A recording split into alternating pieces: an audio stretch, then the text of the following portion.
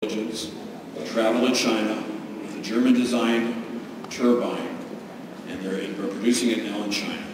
I have rights to North America, primarily Great Lakes. Two things that I'm challenged by. Say I'm having a very difficult time raising money. So I'm not asking for a handout. All I'm asking is loan me the money. I'll account for it. Every dollar I'll pay it back. Secondly, and I'm willing to risk millions in my 99% of my net worth. The second thing is that GE has a patent. And I believe in patents. And I listen to this gentleman back here, and I can truly appreciate what he's going through. But in this instance, GE inherited this patent from Enron, and it's created a wall so that they won't let people come in and build turbines in the United States. The patent's going to expire very soon. But now they're calling it a royalty, but it's really a gift to keep people out. Is there any programs? I've talked to Governor Strickland, I've talked to Sheila Brown, I've talked to Lee Fisher. This company was identified by the city of Akron and Donald Pasquale's visionary leadership down in Akron. But I want to bring this to the United States. I want to bring these jobs, and this is not about money for me. This is about creating jobs. I can feel for that gentleman that wants to work. He should have a right to work. Let me respond.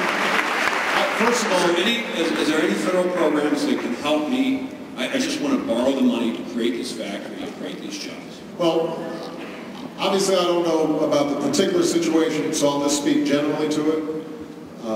And if you want to get on my team your card, then maybe they can follow up with you. But one of the things that we've done, or one of the things that we've seen coming out of the financial crisis, is that banks are still not lending to small businesses enough. The mayor and I talked about this. The business owners that I talked to will confirm this. And if you ask the banks why, they'll say, well, it's a combination of, in some cases, demand really is down. You know, businesses don't have as many customers as they used to, so revenues are down, so they don't want to lend. That's some cases, but in some cases what you've got is very profitable businesses that are ready to grow, ready to invest, got a proven track record. The banks feel as if regulators are looking over their shoulder and discouraging them from lending. So what I've said to Treasury Secretary Geithner and others is we can't meddle with independent regulators. Their job is to stay apart from politics and make sure the banking system is sound. But there should be a discussion about whether or not we have seen the pendulum swing too far, where it used to be they just lent anybody anything. Then they lost all this money, and now they won't lend people with good credit anything.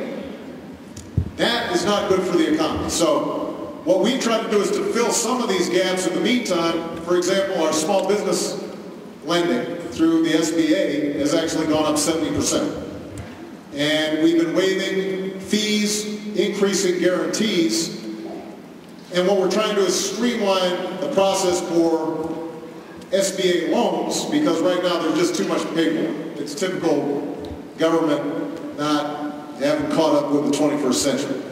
And you know, you can't have a 50-pound application form. People to the House and the Senate bill is not what we're trying to accomplish. Because it's actually very simple. There are a bunch of provisions in it, but it's pretty simple. Number one, for those of you who have health insurance, we are trying to get in place reforms that make sure you are getting your money's worth for the insurance that you pay for. That means, for example, that they can't impose a lifetime cap where if you really get sick and suddenly there's some fine print in there that says you're not completely covered. We're trying to make sure that there is a cap on out-of-pocket expenses so that you don't find out when you read the fine print that you've got to pay a huge amount that you thought you were covered for. We're trying to make sure that if you've got a pre-existing condition, you can actually still get health insurance. Because a lot of people have been banned from getting health insurance. It is going to gobble up more and more of your paycheck. There are a big chunk of you folks in here who have seen your employer say, you've got to pick up more of your payments in terms of higher deductibles or higher co-payments. Some of you, your employers just said, we can't afford health insurance at all. That's going to happen to more and more people. You asked about Social Security. Let me talk about Medicare. Medicare will be broke in 8 years if we do nothing. Right now we give about $17 billion in subsidies to insurance companies through the Medicare system. Your tax dollars. But when we try to eliminate it, suddenly there were ads on TV. Oh, Obama's trying to cut Medicare. I get all these seniors writing letters. Why are you trying to cut my Medicare benefits? I'm not trying to cut your Medicare benefits. I'm trying to stop paying these insurance companies all this money so I can give you a more